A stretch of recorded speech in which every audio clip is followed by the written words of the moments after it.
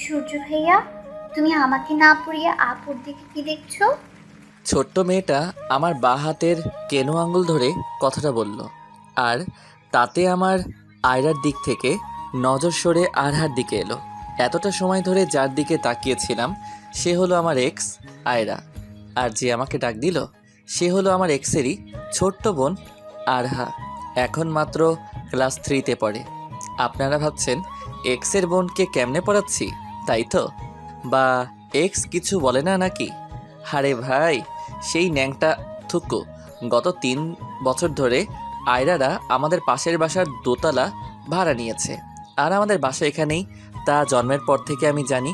না না, এটা তো কোনো মতেই বিশ্বাসযোগ্য না। সরি, জ্ঞান হওয়ার পর থেকে জানি।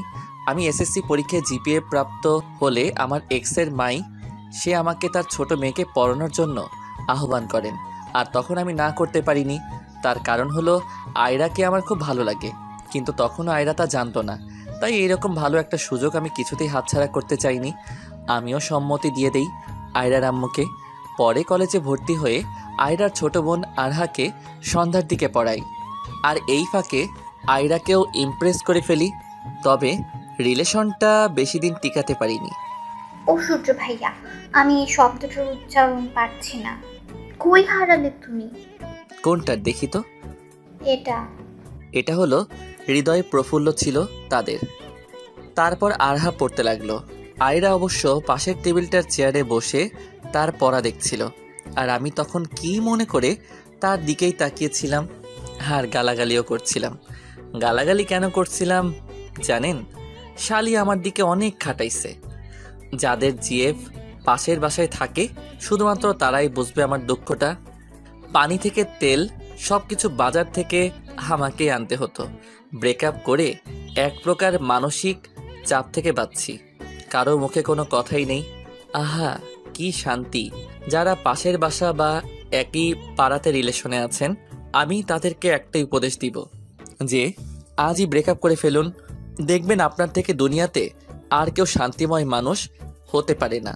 আরহাকে পড়ানো শেষ করে আমি আমাদের বাসায় চলে এলাম। রুমে এসে ফোনটা অন করলাম। অন করার পরই দেখতে পাই বৃষ্টির 12টা মিসড কল স্ক্রিনে। তাই আমি বৃষ্টিকে কল ব্যাক করলাম না, বরং মোবাইলটা বিছানার উপর ফেলে দিয়ে শার্টটা খুলে বাথরুমে গেলাম। 2 নম্বর করতে লাগলাম। চলুন এই ফাঁকে বৃষ্টির পরিচয়টা সেরে ফেলি। বৃষ্টি, হ্যাঁ ভাই, বৃষ্টির কথাই বলছি। এটা আবার আপনারা আকাশের মেঘ ভাইবেন না প্লিজ। পাঠক ভাইয়া, মিয়া খলিফার কথা কন্যাই, এতে আমি সন্তুষ্ট। আবারও বৃষ্টি আমার বর্তমান জিএফ। মেয়েরা ভাবছে এত জিএফ পালেন কেমনে, তাই তো? আরে আপু, ছেলেদের জিএফ না থাকলে মনে হয় পৃথিবীতে তার থেকে বাইচা থাইকা কোন বালছিরি। এর থেকে ঘুমের ওষুধ খাইয়া ঘুমানোই ভালো। সরি পাঠক ভাইরা। বৃষ্টির কল ব্যাক না করার 2টো কারণ। ফার্স্ট, কল ব্যাক করলে ফোনের ভিতরেই কথার মাধ্যমে মেরে ফেলবে। সেকেন্ড, প্রথম যে কথাটা বললাম সেটা বুঝতে হবে সে কেমন মেয়েরে বাপ। এদিকে আমার 2 নাম্বার করাও শেষ হলো। তাই হাত মুখ ধুয়ে রুমে এসে অন্য একটা শর্ট পরে নিয়ে চুলগুলো ভালো করে ঠিক করে নিলাম।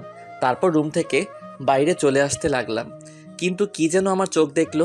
তাই ব্যাকে গিয়ে দেখতে পেলাম আমার বড় বোন সাবিহা অন্য অচেনা একটা ছেলের সাথে একই বিছানায় বসে বসে কথা বলছে। তাই আমি রুমে ঢুকলাম। আমাকে দেখে দুজনেই দাঁড়িয়ে গেল এবং সাবিহা আপু বলল, বাবু, তুই এখানে কি করিস? তার আগে বলো আপু, ছেলেটিকে? আমি বলছি। বলুন। আমি সহ আমার ফ্যামিলি আসছে আপনার বোনকে দেখার জন্য, আর আমাদের একা কথা বলার জন্য আলাদা করে রুমে পাঠিয়েছে তারা সকলেই। আর আমি হচ্ছে সিয়াম। ও, তার মানে দোলা ভাই। ঠিক আছে, কথা বলুন। বাই দ্য ওয়ে, আপনার নাম কি? আমি সূর্য হুসাইন। তাহলে বাবুটা কার নাম? এটা আমি ডাকি ভালোবেসে। আপু আমি চললাম বলে রুম থেকে তাড়াতাড়ি চলে এলাম বড় একটা রুমে। রুমে এসে দেখি আব্বু আম্মু আর দাদা মিলে ছেলের ফ্যামিলির মা বাবা ও একজন মেয়ে কথা বলা বলি করছে। তাই আমি সেখান থেকেও পাশ কাটিয়ে চলে যেতে লাগলে আব্বু বলে উঠল, সূর্য, এদিকে আয় তো। কি বলো? এই মেয়েটি বোধহয় এখানে থেকে বোর হচ্ছে, তুই বাবা ওকে ঘুরে ঘুরে সব দেখা। আব্বুর কথা কখনো মানা করার সাহস হয়নি, তাই মেয়েটিকে নিয়ে পুরো বাড়িটি ঘুরে দেখালাম। বাড়িটা ঘুরে ঘুরে দেখানো হলে মেয়েটি বলল, শুধু কি নিজের বাড়ি দেখাবেন নাকি অন্য কিছু দেখাবেন? আচ্ছা চলুন বাইরে যাওয়া যাক। তারপর দুজন বাহিরে আসলাম। মেয়েটিকে সব কিছু ঘুরিয়ে ঘুরিয়ে দেখিয়ে আবার নিয়েও এলাম আমাদের বাড়িতে। তারপর তারা চলে গেল। আমিও নিজের রুমে গিয়ে শুয়ে পড়লাম। সকাল হলে আপু ডেকে চলে গেল, তাই আমিও ঘুম থেকে উঠে রেডি হয়ে নাস্তা করে কলেজের দিকে এগিয়ে চললাম। কলেজে আসার পর আমি রুমে আসতে লাগলাম, কিন্তু হঠাৎ করেই ইন্টার ফার্স্ট ইয়ারের ক্লাসরুম থেকে আহ শব্দ আসলো। কিন্তু আমি জানি ইন্টার ফার্স্টের ছাত্রছাত্রীদের আজকে ছুটির দিন, তাই আমি এগিয়ে গেলাম সেদিকে। কিন্তু জানালাটা দিয়ে কিছুই দেখতে পেলাম না, আর শব্দ আসছিল না। তাই দরজার দিকে চোখ দিলাম, আর দেখতে পেলাম দরজাটা খোলা অবস্থাতেই চাপানো আছে। তাই আমি এগিয়ে গেলাম দরজার দিকে। দরজাটা ধাক্কা মেরে আমি ভিতরে ঢুকে দেখতে পেলাম আমার জিএফ বৃষ্টি আর আমাদের কলেজ পিয়নের ল্যাংটা শরীর, আর তারা যৌন মিলনে লিপ্ত ছিল। আমি সেখানে দুজনকে দেখে থ হয়ে গেলাম। আমাকে দেখে পিয়ন লোকটি তার লুঙ্গি পরে নেয় এবং রুম থেকে বেরিয়ে পড়ে, আর বৃষ্টি হালকা করে শাড়ি পরা অবস্থাতে আমার কাছে চলে আসে। আমি কিছু বুঝে উঠতে পারার আগে বৃষ্টি আমাকে তার সর্বশক্তি দিয়ে আমাকে ভিতরের দিকে ধাক্কা দিয়ে দরজা বন্ধ করে বাঁচাও বাঁচাও চিৎকার করতে লাগলো। আমিও বুঝতে পারলাম আমি নিশ্চিত গল্পের মতো ধর্ষক করবে এই বৃষ্টি মেয়েটি। তাই আমি বৃষ্টির মুখ চেপে ধরে দিলাম ফ্লোরে, আর আমি ক্লাসরুমের দরজাটা খুলে ফেললাম। আর দেখতে পেলাম আমাদের সহ আরও ডিপার্টমেন্টের সকল ছাত্রছাত্রী রুমের বাইরে অপেক্ষা করছে, আর তার সাথে পিয়ন বুড়া লোকটাও আছে। আমার কোনো কথা না শুনে সবাই আমাকে মারতে লাগলো। মারতে মারতে বেহুশ করলো আমায়। হুশ ফিরলে দেখতে পাই আমি হসপিটালের বেডে শুয়ে আছি, আর আমার পাশে বৃষ্টি। বৃষ্টিকে দেখে আমার মাথার ব্যথাটা কট করে জেগে উঠল। তখন বলল, তোমার পরিবার আসছে তোমাকে দেখতে। আমি কোনো কথা বললাম না। তাই বৃষ্টি রুম থেকে বেরিয়ে সবাইকে ডাকতে চলে গেল, আর আমাকে এই ফাঁকে অন্য আরেকটা দরজাটা দিয়ে আমারই বন্ধু আসিফ এসে আমাকে কাঁধে করে তুলে বেরিয়ে পড়ল সেই দরজাটা দিয়ে। বৃষ্টি সবাইকে ডেকে এনে দেখল রুম আর পেট দুটোই খালি। সবাই পাগলের মতো খুঁজতে লাগলো রুমে, কিন্তু পেল না কাউকে। আরে আমি সেখানে থাকলে তো পাবে নাকি? আর আমাকে তো আসিফ কাঁধে করে নিয়ে বেরিয়ে পড়েছে সেখান থেকে। অনেকটা দূরে আমাকে কাঁধে করে আনার পর আসিফ আমাকে নামালো একটি গাছের নিচে এবং ও পাশে বসলো আর বলল, তুই তোর গার্লফ্রেন্ডে ধর্ষণ করলি কেন সূর্য? মেয়েটির কাছে চাইলেই তো সব দিয়ে দিত। সত্যি বলছি আসিফ, আমি বৃষ্টির সাথে কিছু করিনি। তারপর পুরো ঘটনা খুলে বললাম আসিফকে। আসিফও এরকমই আন্দাজ করেছিল, তাই তো আমার পরিবারকে অপমানের হাত থেকে এবং কি আমাকেও মামলা টামলার হাত থেকে বাঁচিয়ে নিয়েছে। যখন দেখতেই পারবেন আমি হসপিটালে আছি, তখন তারা কাকে দোষারোপ করবে? আর আমার ফ্যামিলিরও কোনো মান সম্মান হানি হবে না। শোন সূর্য, তোর এখানে থাকাটা একদমই সেফটি নয়। তাই বলছি তুই এখান থেকে অন্য শহরে চলে যা। আর আমি চাই না তোর বোনের বিয়েতেও কোনো ধরনের সমস্যা দেখা দিক তোর জন্য। তুই ঠিক বলেছিস। তখন একটা বাস চলে এলো। আসিফ আমাকে ধরে ধরে বাসের মাঝখানের দিকে সিটে বসিয়ে আমাকে কিছু টাকা ধরিয়ে দিল। আমাকে আলবিদা জানিয়ে চলে গেল আসিফ। আমিও বাসের সিটে বসে আছি। হাত পায়ের ব্যথাটা টানতে লাগলো ঘুমানোর জন্য, তাই আলতো করে চোখ জোড়া বন্ধ করে নিলাম আর ঘুমিয়েও পড়লাম। কিছুটা সময় পার হলে বাসের হেল্পার মামাটি চলে এলো আর আমার কাঁধে হাত দিয়ে বলল, মামা ভাড়াটা দিলে উপকৃত হব। আমি পকেট থেকে আসিফের টাকাটা বের করলাম আর তাকে সেই নোটটা দিলাম। হেল্পার মামা নোটটাকে একবার পর্যবেক্ষণ করে বলল, কই যাবেন মামা? জানি না। জানি না মানে? আপনাদের বাসটা কোথায় থামবে? তখন হেল্পার একটা জায়গার নাম বলল, কিন্তু তেমনটা খেয়াল নেই। আমিও বলে দিলাম সেখানেই নামবো। মামা 1000 টাকার খুচরা দিতে পারবো না, আপনার কাছে খুচরা থাকলে দেন। কিন্তু আমার কাছে তো এই একটাই নোট আছে। তাহলে ওয়েট করেন, খুচরা হলে আমি আপনার থেকে টাকাটা নিয়ে নিব। ঠিক আছে। তারপর সিটে হেলান দিয়ে বসে থাকি আধা ঘন্টা। 1 ঘন্টা পর পর লোকজন উঠছে আর নামছে, কিন্তু ঘুম আর আসছে না। তাই আমি বাসের কাছে জানালাটা দিয়ে উকি দিলাম বাহিরের দিকে। দেখতে পেলাম রাস্তার দু সাইডে সরিষার ফুলে ফুটে উঠেছে সমস্ত জায়গা। হালকা ঠান্ডা মৃদু হাওয়া বইছে তার গায়ে। মৌমাছিও কিছু কিছু কীটপতঙ্গ বসে আছে ফুলের পাপড়ির উপরে, আবার কিছু কিছু পোকামাকড় উড়ে বেড়াচ্ছে। তবু হঠাৎ করে আরহা এবং আয়রার কথা মনে পড়ে গেল। তারা জানতে পারলে কী বা ভাববে আমাকে। তারপরও সেগুলো মনে করতে চাইলাম না। তারপরে হেল্পার মামা আমার কাছ থেকে 1000-এর নোটটি নিয়ে খুচরা দিয়ে দিল আমায়। ভাবতে লাগলাম কই যাব, কী বা করবো অচেনা অজানা শহরে, কার কাছেই বা থাকবো, কি নিয়ে থাকবো। মনে পড়ল মোবাইলের কথা। পকেটে হাত ঢুকিয়ে দেখি মোবাইলটাও নেই পকেটে। হয়তো মাইরের এক পর্যায়ে মোবাইলটা খতম হয়ে গেছে। এগুলো নিয়ে ভাবছি, তখন হেল্পার মামা সবাইকে নামতে বলল, কারণ বাসটি আর কোথাও যাবে না। তাই বাস থেকে আস্তে আস্তে নেমে পড়লাম। নামার পরই বাসটা চলে গেল আমাকে রেখে। শহরের রাস্তা আর এদিকে সন্ধ্যা ঘনিয়ে এসেছে, আর পেটের ভিতরেও ক্ষুধার আগুন জ্বলছে। তাই আমি টং চায়ের দোকানে গিয়ে একটা পাউরুটি ও বিস্কুট সাথে চা নিলাম। খাওয়া শেষ করে বিলটা তাকে দিয়ে আস্তে আস্তে হাঁটতে লাগলাম।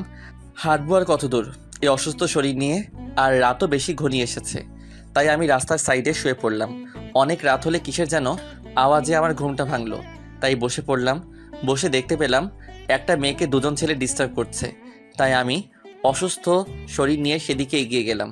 গিয়ে দেখতে পাই মেয়েটির জামাতে হাত দিচ্ছে একজন ছেলে। তাই আমি সেই হাতটি ধরে ফেললাম, আর তা দেখে অপর ছেলেটি আমার গাল বরাবর একটা ঘুষি মারল। আর এক ঘুষিতেই আমি মাটিতে লুটিয়ে পড়লাম আর জ্ঞান হারিয়ে সেন্সলেস হয়ে পড়লাম। কয়েক ঘন্টা পর জ্ঞান ফিরলে দেখতে পাই আমি একটা রাজমহলের মতো সুন্দর একটা কামরার বিছানায় শুয়ে আছি। তাই আমি উঠে বসে পড়লাম বিছানার উপর। কি বলবো, রুমটা যে এত সুন্দর মুখের ভাষাতে তা প্রকাশ করা সম্ভব না। আমি বিছানার উপর বসা থেকে উঠে দাঁড়িয়ে দাঁড়িয়ে রুমটা দেখতে লাগলাম। দেয়ালের সাথে প্রিন্টিং আকারে সাজানো অনেক ছবি, সাদা নীল আকাশের মেঘালো 7 রং মিলে আরেকটা প্রিন্টিং, উড়ন্ত পাখিদের, শামুক ভাঙা, আরও অনেক কিছুরই প্রিন্টিং আঁকানো। সেগুলো দেখছি। তখনই পিছন থেকে একটি মেয়ে আমাকে ডাকলো। মিস্টার, আপনি অসুস্থ শরীর নিয়ে উঠতে গেলেন কেন? আমি পিছন ফিরে দেখি গতকালের রাতের সেই মেয়েটিকে দেখার পর গতকালকে রাতের সমস্ত কথা মনে পড়ে গেল। তাই আমি মেয়েটিকে ভালো মতো দেখে বললাম, আপনি কি ঠিক আছেন? আমি ঠিকঠাক আছি। আপনি কি বলেন তো? আমাকে ছেলেদের হাত থেকে রক্ষা করতে এসে নিজেই এক খুশিতে মরে গেলেন, সরি অজ্ঞান হলেন। আমি খুবই অসুস্থ ছিলাম তখন। ডাক্তারও তাই বলেছেন। আর আপনাকে ধন্যবাদ। আপনি না থাকলে কালকে কি হতো নিজেও জানি না। আমি তো আপনার জন্য কিছুই করতে পারলাম না, উল্টো আমার আপনাকে ধন্যবাদ দেওয়া উচিত। তা ছেলেগুলো আপনার কোনো ক্ষতি করেনি? আপনি অজ্ঞান হয়ে যাওয়ার পর তারা দুজনে খুব ভয় পায়, আর আমাকে সেই অবস্থাতেই রেখে তারা পালিয়ে যায়। ও আচ্ছা, দরজাটা কোন দিকে? আমি না কিছুই বুঝে উঠতে পারছি না। দরজা দিয়ে কি করবেন? আমার বোধ হয় এখন চলে যাওয়া দরকার। আপনি আগে সুস্থ হন, তারপর চলে যান। এখন গিয়ে শুয়ে থাকুন, এখন অনেক রাত। কিন্তু এত কথা না বাড়িয়ে যা বলছি তাই করুন তো আপনি। মেয়েটির কথায় আমি গিয়ে বিছানার উপর শুয়ে পড়লাম। তখন মেয়েটি এসে বলল, আমি উর্বশী। আপনি? সূর্য হুসাইন। আচ্ছা সূর্য, আপনি এখন রেস্ট নেন, বাকি কথা কালকে হবে। বলেই মেয়েটি চলে গেল। আমিও ঘুমিয়ে পড়লাম। সকালে কিচির মিচির শব্দে ঘুমটা ভেঙে গেল। চোখ খুলে দেখি কাঁচের জানালাটার রডে পাখিরা শব্দ করে খেলা করছে। তাই আমি উঠে ফ্লোরে পা রেখে হাঁটতে হাঁটতে জানালাটার কাছে এসে পৌঁছালাম। জানালার কাছে আসতেই পাখির দলগুলো উড়ে গেল রড থেকে। আমি বাহিরে উকি দিয়ে অবাক হয়ে গেলাম, কারণ আমি দোতলা বিল্ডিংয়ের জানালার কাছে দাঁড়িয়ে আছি, আর নিচে সরিষা ক্ষেত। তাই তো পাখিরা এখানে। জানালাটা দিয়ে উপভোগ করতে লাগলাম সব কিছু। তখনই একটা কাজের মহিলা আসলো রুমে। তাই আমি তার দিকে তাকালাম। তিনি কফির কাপটা বিছানার পাশে ড্রেসিং টেবিলের উপর রেখে আমায় বলল, আপনার কপি। বলেই চলে যেতে লাগলে। আমি বললাম, একটু শুনেন। হ্যাঁ কন, কিছু লাগবো না? না, কিছু লাগবে না, তবে আমি কিছু বুঝতে পারছি না। উর্বশীকে? উর্বশী ম্যাম হলেন আমার ম্যাডামের একমাত্র মেয়ে, আর এই বাড়িটা তারই। মহিলাটি কথাগুলো বলার পরপরই উর্বশী চলে এসে বলল, খালা আপনি এখন যান। মহিলাটি চলে গেলে আমি উর্বশীকে বললাম, আপনি কে বলেন তো? আমি হলাম এই গোটা রাজ্যের রাজকন্যা। আর আমি হলাম আপনাদের দারোয়ান, তাই তো? এই নিন কফিটা খান, ঠান্ডা হয়ে যাচ্ছে। আমিও নিয়ে নিলাম কফির কাপটা। তখন উর্বশী বলল, কেমন হয়েছে বললেন না তো? বেশ মজাদার ছিল কফিটা। থ্যাঙ্কস। আর সরি। কেন? পরিচয়টাতে মজা করার জন্য। আসলে আমি আমার আম্মুর একমাত্র মেয়ে, তবে আম্মুর ভালোবাসা তেমন পাইনি। কি বলছেন এসব? মা জাতি তার সন্তানকে ভালোবাসবে না, এটা কোনো কথা? এটাই আমার জীবনের কথা। তিনি সবসময় তার ক্লিনিক নিয়ে পড়ে থাকেন, আর এটা সেই ছোটবেলা থেকেই। আদর স্নেহ তেমন পাইনি মায়ের, কারণ তিনি ভাবেন আমাকে পড়াশোনা করালেই আমি হ্যাপি থাকবো। কিন্তু আমি তাকে আমার পাশে চেয়েছি, সেটা আম্মু নিজেও বোঝার চেষ্টাও কখনো করেনি। আর আপনার আব্বু? তার কথা মুখে আনতে চাই না, কিন্তু কি হয়েছে বললেন না তো? প্লিজ, এই প্রসঙ্গে আমি আপনার সাথে কথা বলতে চাচ্ছি না এখন। আমার কলেজে লেট হয়ে যাচ্ছে, আমি চললাম। আর হ্যাঁ, আপনি সুস্থ না হওয়া অবধি কোথাও যাবেন না। কথাগুলো বলে আমার হাত থেকে কাপটা নিয়ে চলে গেল সে। আমি বিছানার উপরে গড়াগড়ি করলাম, কিন্তু কিচ্ছু ভালো লাগছে না। নতুন জায়গায় আসলে যা হয় আর কি। কিছুটা সময় পর মহিলাটি নাস্তা দিয়ে চলে গেল। আমিও উঠে বসে নাস্তা করে নিলাম। নাস্তা শেষ করে আমি দরজাটা দিয়ে বেরিয়ে পড়লাম, আর দেখলাম একটা রাজপ্রাসাদের মতো তাদের বাসা। একতলা দোতলা সেটিং করা, তাও আবার একই সাথে, আর দুপাশে দুটি সিঁড়ি। তাই আমি সিঁড়ি বেয়ে নিচে চলে এলাম। নিচে এসে দেখি মহিলাটি টেবিল সাফ করছে, তাই আমি মূল ফটকের দরজাটা দিয়ে বাইরে চলে এলাম। বাইরে এসে দেখি গোলাপ ফুলের সমারোহ সামনের দিকে, বাড়ির পিছনের দিকে সরিষা ফুলের সমারোহ, আর সামনের দিকে গোলাপ ফুলের। তাই আমি এগিয়ে গেলাম। এগিয়ে গিয়ে পিছন ফিরে দেখি বাড়িটাকে দেখতে জমিদার পরিবারের বাড়ি বলেই বোঝাচ্ছে। আমি পিছন দিকে সরে যাচ্ছি, আর হঠাৎ করে কিসের সাথে যেন ধাক্কা খেলাম। পিছন ফিরে দেখতে পাই একজন মধ্যবয়স্ক লোক, আর তার হাতে গাড়ির চাবি। তখন তিনি বললেন, তুমি ঠিক আছো তো? আমি ঠিকই আছি, আমার আবার কি হবে? না, গতকালকে উর্বশী ম্যামের সাথে তোমায় অজ্ঞান অবস্থায় দেখতে পেয়েছিলাম, তাই জিজ্ঞেস করলাম। ও আচ্ছা, আপনি এখানে কত বছর ধরে আছেন? বেশ কয়েক বছর। কিন্তু কেন? উর্বশীর আব্বুর ব্যাপারে কিছু জানেন আপনি? না, মাত্র 3 বছর ধরে আমি এখানে। তারপর লোকটির সাথে এটা ওটা কথা বললাম। তারপরও আবারও চলে এলাম সেই রুমে এসে বিছানায় শুয়ে পড়লাম। ঘুমাচ্ছি। অনেকক্ষণ পর বিকালের দিকে উর্বশী মেয়েটি আমায় ডাকলো, তাই আমি উঠে বসলাম। দেখতে পেলাম তার হাতে কিছু শপিংয়ের ব্যাগ। উর্বশী বলল, ঘুমাবেন, ভালো কথা। দুপুরের খাবারটা খাননি? আমিও দেখতে পেলাম খাবার রাখা আছে সেখানে, কিন্তু খালা তো আমায় একবারও ডাকিনি, তাই কিছু বললাম না আমি। সে যাই হোক, এখন আপনি আপনার শার্ট প্যান্ট পাল্টিয়ে আসুন বাথরুম থেকে। বলেই শপিংয়ের ব্যাগগুলো আমার হাতে তুলে দিল সে। কিন্তু আবারও কিন্তু জান বলছি। তাই আমি বসে না থেকে উঠে বাথরুমে চলে গেলাম। শপিংয়ের ব্যাগটাতে দেখতে লাগলাম কি কি আছে। প্রথমে বের হলো শার্ট, নীল সাদা মেলানো। আরেকটা শপিং ব্যাগে দেখতে পেলাম টি শার্ট ও প্যান্ট। অন্যটায় দেখি হাতের ঘড়ি, আর অপরটায় যা দেখতে পেলাম সেটি হলো আন্ডার প্যান্ট। মেয়েরা কেমনে ছেলেদের সেটাও আনতে পারে, আদৌ অজানা। বুকের ভিতর কষ্টের পাহাড় জমে থাকলেও হাসিও আসলো। তখনই উর্বশী বলল, আর কতক্ষণ লাগবে আপনার? আসছি আপু। বলেই দাঁড়িয়ে দাঁড়িয়ে আন্ডার প্যান্টটা দেখে পরে নিলাম। সব কিছুই ফিটফাট হলো। হাতের ঘড়িটাও পরে নিলাম। আর এখন শুধু একটা জিনিসেরই কমতি রয়ে গেল, আর সেটি হলো মোবাইল। থাক আর বলবো না, তাই আমি বাথরুম থেকে বেরিয়ে আসলাম। তখন উর্বশী বলল, অনেক সুন্দর মানাইছে তো আপনারে, পছন্দকার বলতে হবে না? নিশ্চয়ই আপনার। আরে না, কি বলেন, আমি ছেলে মানুষের পোশাক কেমনে কিনবো? উর্বশী মেয়েটির কথায় আমি একটু অবাক হলাম। তাহলে কার পছন্দ হতে পারে? তাই আমি জিজ্ঞেস করলাম, তাহলে কার পছন্দ এগুলো? এইগুলো সবই আমার বিএফ নীলের পছন্দ। আগে বলেননি তো আপনি রিলেশন করেন। আপনি তো আর আমায় জিজ্ঞেস করেননি, তাই আমিও বলার দরকার মনে করিনি। আচ্ছা, আপনি একটু অপেক্ষা করুন, আমি 5 মিনিটের মধ্যে আসছি। তারপর সে আমার রুম থেকে চলে গেল। আমি গিয়ে বিছানার উপর বসলাম। কেমন যেন খারাপ লাগছিল, কিছুই বুঝতে পারছিলাম না। উর্বশী মেয়েটি চলে এলো। সে ড্রেস চেঞ্জ করে আসলো, আমাকে ডেকে নিয়ে নিচে চলে এলো এবং ড্রাইভারকে গাড়ি বের করতে বলল। ড্রাইভার গাড়িটা নিয়ে এলো, কালো গাড়ি। উর্বশী আমাকে বসিয়ে সেও অপর সিটে বসলো। তারপর ড্রাইভার উর্বশীর কথা মতো গাড়ি চালাতে লাগলো, আর একটা উন্নত মানের রেস্টুরেন্টের সামনে এসে গাড়িটা থামাতে বলল। ড্রাইভারও গাড়ি থামালো। সে আমাকে নামতে বলে তিনি নিজেও নেমে পড়ল, আর আমিও নেমে পড়লাম।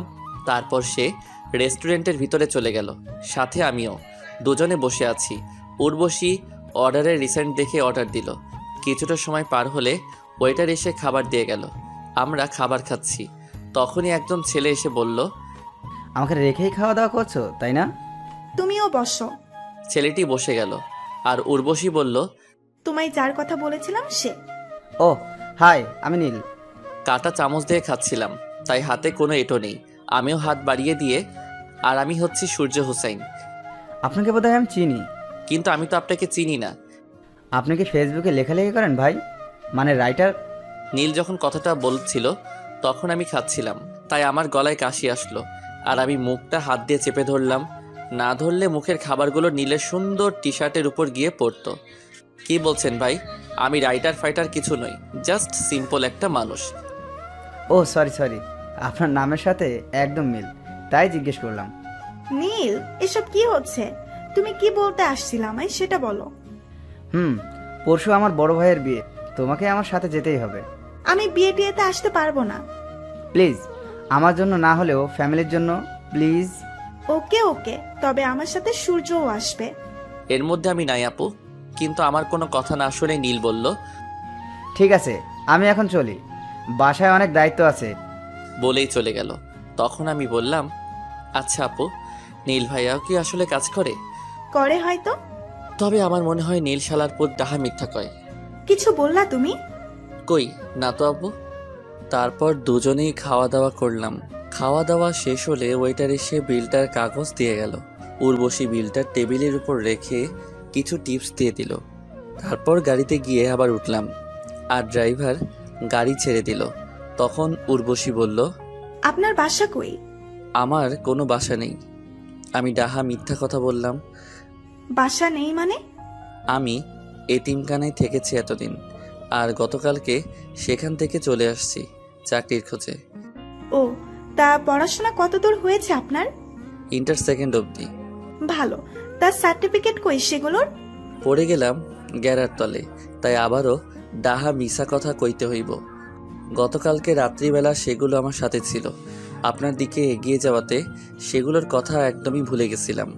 তার মানে আপনার কাছে একটাও সার্টিফিকেট নেই? না। তখন উর্বশী মেয়েটি ড্রাইভারকে গতকালকে রাতের জায়গায় নিয়ে যেতে বলল। আমিও শুধু চুপচাপ বসেই রইলাম। ড্রাইভার গতকালকে রাতের ঠিক সেই জায়গাটাতে নিয়ে এলো। তারপর উর্বশী নেমে গেল, আর আমিও নেমে গেলাম। সবাই মিলে অনেক খোঁজাখুঁজি করলাম, কিন্তু সার্টিফিকেটগুলোর কোনো হদিস পেলাম না। আরে, সার্টিফিকেটগুলো আমি নিয়ে আসলে তো থাকবে, কিন্তু আমি এই বড়লোকের মেয়েটার থেকে একটা সুযোগ নিতে চেয়েছি জীবনে বাঁচবার জন্য।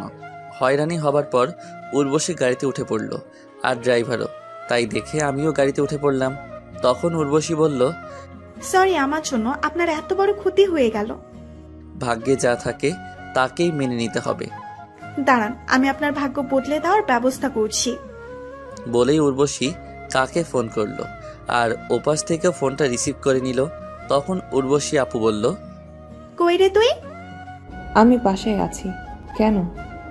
অপর পাশ থেকে একটি মেয়ে, আমি তোদের বাসায় আসছি, দারোয়ানকে বলে রাখিস। ঠিক আছে, আয়। ড্রাইভার উর্বশী আপুর কথা মতো একটা 3 তলা বাড়ির গেট দিয়ে ঢুকতে লাগলো। দারোয়ান কিছু না বলে উর্বশীকে স্যালুট করলো, আর গাড়িটিও বাড়িটির ভিতরে এসে থামলো। উর্বশী আপু গাড়ি থেকে নেমে আমাকেও নামতে বললেন, তাই আমিও নেমে পড়লাম। গাড়ি থেকে নামার পর একটা মেয়েকে দেখতে পেলাম। দেখতে মাশাআল্লাহ হুটপরির থেকে কোনো অংশে এক ফোঁটা কমতি নেই। লাল রঙের একটা শাড়ি পরে আছে মেয়েটি। হাতের দিকে চোখ গেলে দেখতে পাই এক হাতে লাভ সিস্টেমের ঘড়ি, আরেক হাতে নীল লাল হলুদ চুড়ি মেশানো হাতে, তাও অনেকগুলো। কানে চোখ যেতেই মেয়েটি কানের নিচে দেখি যে কানের ঝুমকাটা অনেক লম্বা। কি বলবো আর আপনাদের, প্রথম দর্শনেই হারিয়ে গেছি তার শহরের মায়ায়। এখন এই মায়া থেকে কে টেনে তুলবে? তোলার তো কোনো মানুষ নেই। হ্যাঁ, আমাকেই নিজেই চেষ্টা করতে হবে। ওই, আপনি কই হারালেন সূর্য? উর্বশী আপুর কথায় আমি নিজেকে সামাল নিলাম। কি হয়েছে আপু? তখন দেখতে পাই মেয়েটি আমাদের একদমই কাছাকাছি। আপনি কই হারাইছিলেন? ঝুমকোর মধ্যে। মানে আমার ভেতর হারালেন কেন আপনি? আর আমি তো আপনাকে ফার্স্ট দেখলাম মনে হয়। আমি বলতে চাইছি আপনার কানের ইয়া বড় ঝুমকোর মধ্যে আমি ডুবে গিয়েছিলাম। ও, তাই বলুন। ওর নাম কি জানেন আপনি? নাম না বললে কি করে জানবে আপু? কিরে বল না, তোর নাম কি? উর্বশী আপু তার বান্ধবীকে কথাটা বলল। তুই বলে দিলেই তো হয়। তোর নাম তুই বল। আমার কানের ঝুমকোর নামের বরাবরই আমার নাম ঝুমু। অনেক কাছাকাছি। একদমই, চলুন ভেতরে, আর তুইও আয়। তারপর ঝুমু মেয়েটি আমাদের দুজনকে একটা টেবিলে বসিয়ে রেখে কই যেন হারালেন। একটু পরে আবার চলে এলেন 3 কাপ চা নিয়ে। উর্বশী আর আমাকে চায়ের কাপ হাতে ধরিয়ে দিয়ে ঝুমু উর্বশীর পাশে গিয়ে বসলো। উর্বশী চায়ের কাপে চুমুক দিয়ে বলল, ঝুমু, আমাকে একটা হেল্প করবি দোস্ত? ট্রাই করব, বল। শুধু ট্রাই না, হেল্প করতেই হবে তোকে। কি করতে হবে সেটা বলবি তো নাকি? তোর ভাই জহিরের অফিসে এই ছেলে মানে সূর্যকে ঢুকিয়ে দে না। ঠিক আছে, ভাইয়াকে বলবো আমি তোর হয়ে। আপনার সব সার্টিফিকেটগুলি নিয়ে রেডি থাকেন। আমি কিছু বলতে গেলে উর্বশী আপু বলল, কাগজপাতি নেই। নেই মানে? তারপর গতকালকে রাতের ঘটনা উর্বশী আপু ঝুমুকে খুলে বলল। তারপর ঝুমু বলল, ঠিক আছে, আমি ভাইয়াকে যেইভাবেই হোক না কেন ম্যানেজ করে তোকে ফোন করে বলবানি, হয়তো বা প্রশ্নের সম্মুখীন হতে পারে। আমিও বলে দিলাম কোনো সমস্যা নেই এতে আমার। তারপর ঝুমু আর উর্বশী আপু নিজেদের মাঝে কথা বলল। আমি বেচারার মতো বসে থাকলাম। কথা বলা বলি শেষ হলে ঝুমুর থেকে বিদায় নিয়ে আবারও গাড়িতে গিয়ে বসলাম। ড্রাইভার গাড়িটা চালাতে লাগলো। চালাতে চালাতে চালাতে চালাতে উর্বশীদের বাসায় এসে পৌঁছালাম। গাড়ির ঘড়িতে দেখতে পেলাম 9:25 বাজে। উর্বশী আপু নেমে পড়ল, আমিও নেমে পড়লাম তার সাথে। হাঁটতে লাগলাম ভিতরের দিকে। তখন আমি বললাম, ধন্যবাদ আপু, অনেক বড় একটা উপকার করলেন। ওকে, কোনো সমস্যা নেই। আপুর কথা শেষ না হতেই আপুর আম্মু সোফায় বসা থেকে দাঁড়িয়ে বলে উঠল। দাঁড়া উর্বশী। উর্বশী আপু দাঁড়িয়ে বলল, দাঁড়াইলাম। ছেলেটি কে? আমার বয়ফ্রেন্ড। তুমি হ্যাপি? আন্টি এগোতে লাগলো আমাদের দিকে। আপুর এমন কথা শুনে আর মায়ের মুখের উপর বলে মিথ্যা বলে দেয়া আমি নাকি তার বয়ফ্রেন্ড। আমি তো ভয় পেতে পেতে শেষ। এখন যদি আমাকে বা উর্বশী আপুকে থাপ্পড় লাগিয়ে দেয় তাহলে কি হবে? আন্টি আমার কাছাকাছি আসার পর তিনি হাত উঁচা করতেই আমি চোখ বন্ধ করে নিলাম। কিন্তু থাপ্পড়ের আওয়াজ আসলো বলে আমি চোখ খুলে তাকালাম। দেখতে পাই আন্টি আমার মাথায় হাত দিচ্ছে। তোর পছন্দ একদমই পারফেক্ট আছে।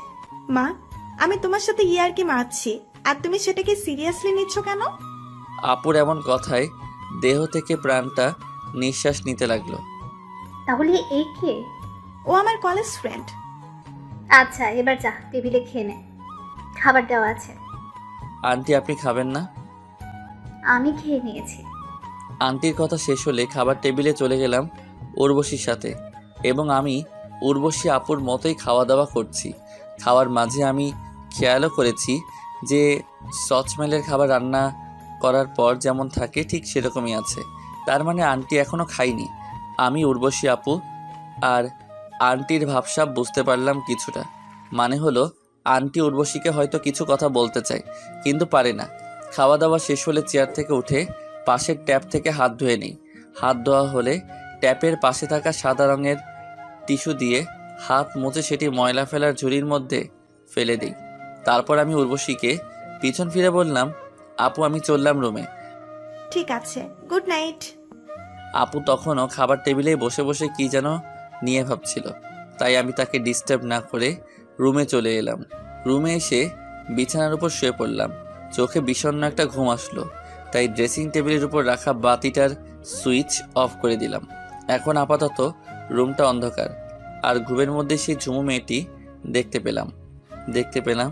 ঝুমু মেয়েটি আমার একেবারে কাছে চলে আসলো, আর আমার মেয়েদের মতোই শ্বাসকষ্ট হচ্ছিল ঘুমের ঘরেই।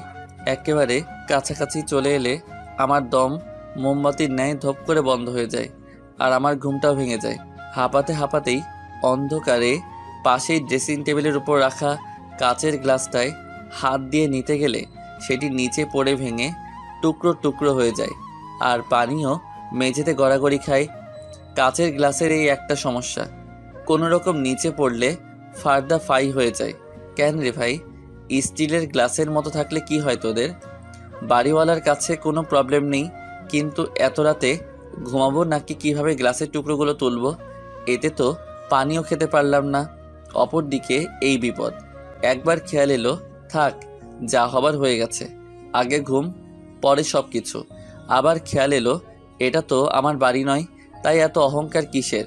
আর সবচেয়ে বড় কথা হচ্ছে কাজের মহিলা বা অন্য কেউ আমার রুমে আসলে পাটা তো কেটে রক্ত পড়বে। এই ভাবনা চলে এলে আমি ড্রেসিং টেবিলটার লাইটটা অন করে বিছানাটা ছেড়ে নেমে গ্লাস ভাঙার পাশ কাটিয়ে বাথরুমে চলে আসি এবং আপুর সেই শপিংয়ের ব্যাগগুলো নিয়ে আসি। সেখান থেকে ফ্রোমের মতো বের করলাম, সেটা দিয়ে পরিষ্কার করতে লাগলাম মেঝে। পরিষ্কার করার শেষ প্রান্তে চলে এলে ছোট্ট একটা কাঁচের টুকরে হাত কেটে গেল। তারপর আমি সেগুলো পরিষ্কার করে রুমের বাহিরের ময়লা ঝুড়িটিতে ফেলে চলে আসলাম রুমে এসে বাথরুমে গিয়ে রক্তমাখা হাতটা ধুয়ে টিস্যু পেঁচিয়ে বিছানার উপর এসে বসে পড়লাম। রক্ত পড়া বন্ধ হলে শুয়ে পড়লাম আর ঘুমিয়েও পড়লাম আর হারিয়ে গেলাম ঘুমের রাজ্যে। সকালবেলায় আগের দিনের ন্যায় পাখিদের কিচিমিচি শব্দ শুনতে পেলাম আর ঘুম থেকেও জেগে গেলাম তখন। তবুও চোখ জোড়া বন্ধ করে শুয়েই রইলাম। তার একটু পর উর্বশী আমার রুমে এসে কফির কাপ ড্রেসিং টেবিলের উপর রাখতে গেলে ভয় পেয়ে তার হাতে আমার জন্য আনা কফিটার গ্লাস হাত থেকে নিচে পড়ে ভেঙে যায়। কারণ ড্রেসিং টেবিলের নিচে মেঝেতে রক্ত লেগে আছে। তাই দেখেই সে ভয় পেয়ে গেল আর সে ভাবতেও লাগলো রক্ত কোত্থেকে আসলো এখানে। আর তখন আমিও চোখ খুলে বিছানার উপর বসে পড়ি আর দেখি উর্বশী আপু দাঁড়িয়ে আছে আর তার পায়ের থেকে অল্প দূরেই কাপটা চুরচুর হয়ে ভেঙে আছে। আমি বসে পড়লে তখন উর্বশী আপু দেখতে পেল আমার হাতেও রক্ত লেগে আছে। তখন তিনি বললেন, মেঝেতে আর আপনার হাতে কিসের রক্ত এগুলো? আমি আপুকে গতকাল রাতের অন্ধকারে গ্লাস ভেঙে ফেলার কথা বললাম। সব শুনে তিনি বললেন, আমাকে বা কাজের মহিলা খালাকেও জানাতে পারতেন, শুধু শুধু আপনি নিজের হাত কেটে ফেললেন। নিজের ভুল নিজেকে শুধরানোই বেটার। সেটা ঠিক, তাই বলে হাত কেটে নেবেন? দেখি তো কতখানি কেটে গেছে। উর্বশী ঝুঁকে আমার হাতটা তার হাতের মাঝে নিয়ে দেখতে লাগলো, ঠিক আমার আপন বোন সাবিহার মতোই। ভালো করে দেখে তিনি বললেন, অনেকখানি কেটে গেছে, আপনি একটু বসুন, আমি কি আম্মুর রুম থেকে ব্যান্ডেজ করার মতো কিছু পাই কিনা। তারপর চলে গেল সে। আর কিছুটা সময় পর চলে এলো একটা ছোট্ট বক্স নিয়ে। ড্রেসিং টেবিলটার ছোট্ট চেয়ারটা টেনে বিছানার পাশে এসে বসলো এবং বক্সটা বিছানার উপর রাখলো। উর্বশী বক্সটা খুললো। দেখতে পেলাম একটা সাদা বোতল ও ক্রিম আর ব্যান্ডেজের কাপড় আর সাদা কস্টেপ সহ আরও বেশ কিছু। উর্বশী আপু আমার হাতটা এগিয়ে নিয়ে সেই বোতলটা খুলে লাল রক্তের মতো কিছু দিয়ে আমার হাতের আঙুলটা পরিষ্কার করলো। ব্যান্ডেজের সাদা ফুটা ফুটা কাপড় দিয়ে পরিষ্কার করে মলম লাগিয়ে ব্যান্ডেজ করে দিল, ঠিক ডাক্তারদের মতোই। আবার আমার বোন সাবিহার মতোই। আপুর কথা তখন খুব করে মনে পড়ছিল। শুধু আপুর কথা বললে ভুল হবে, কম বেশি সবার কথাই মনে পড়ছিল। কিন্তু একজন কালনাগিনীর জন্য আমার ফুলের মতো জীবন ডাস্টবিনের ন্যায় হয়ে গেছে। আমার কী বা দোষ ছিল?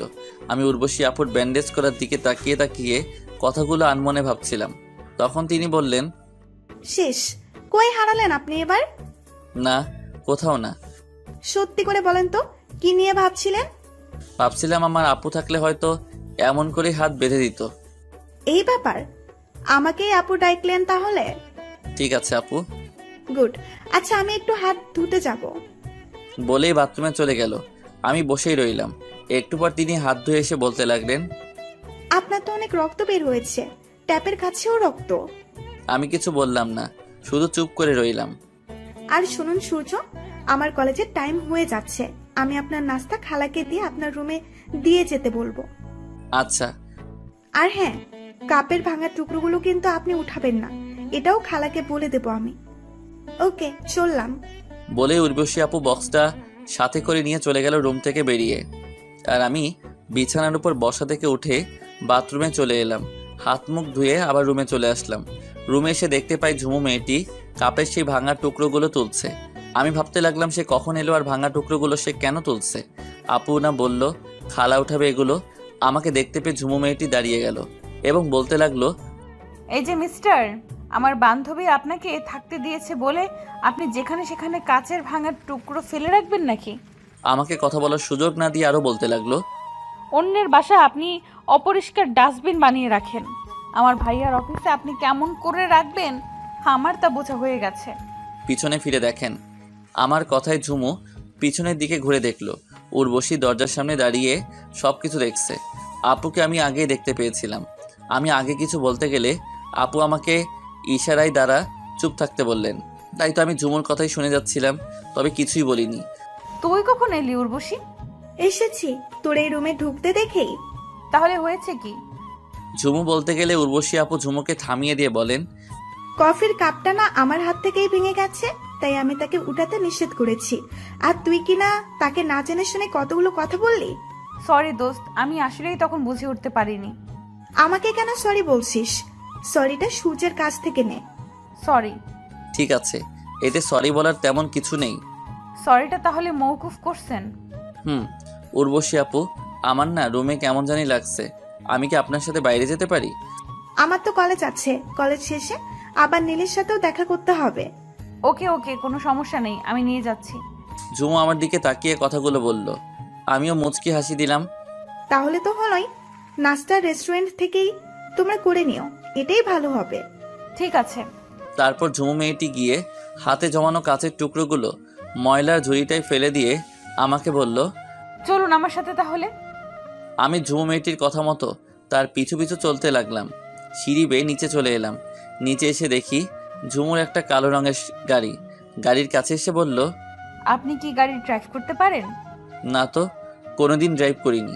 তাহলে আর কি করার, ড্রাইভারকেও সাথে নিয়ে নিতে হবে। বলেই গাড়িতে উঠে পড়ল এবং আমাকে উঠতে বলল। তাই আমিও উঠলাম। ড্রাইভার ড্রাইভ করতে লাগলো।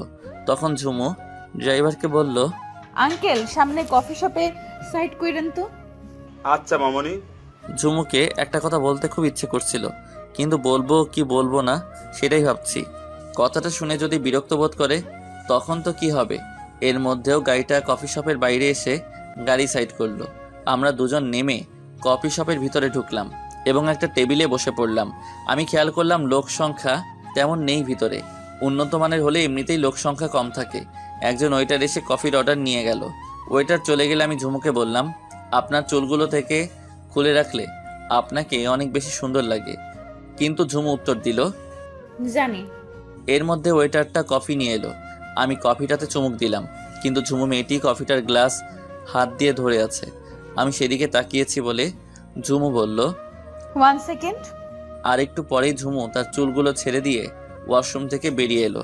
আমি তার দেখা মাত্রই চেয়ার থেকে দাঁড়িয়ে গেলাম, কারণ ঝুমুকে যতই দেখছি ততই ভালো লাগছে আমার। রীতিমতো ঝুমু আমার কাছাকাছি চলে এলো এবং বলল, কি ব্যাপার, দাঁড়িয়ে গেলেন যে? আমি ঝুমুর কথায় বসে পড়লাম। সেও বসে পড়ল আমার সামনের চেয়ারে এবং কফিটা খেতে লাগলো। ঝুমুর কফি খাওয়া দেখে তো আমি অবাক, কারণ সে চামচ দিয়ে তুলে তুলে কফি খাচ্ছে। আমি সেদিকে অপলক তাকিয়ে আছি। তখন ঝুমু খেয়াল করলো যে আমি তার দিকে তাকিয়ে আছি। সে বলল, এই যে মিস্টার, তাকিয়েছেন কেন? আপনার হাবভাব কিন্তু ভালো লাগছে না আমার। একটা কথা জিজ্ঞেস করি?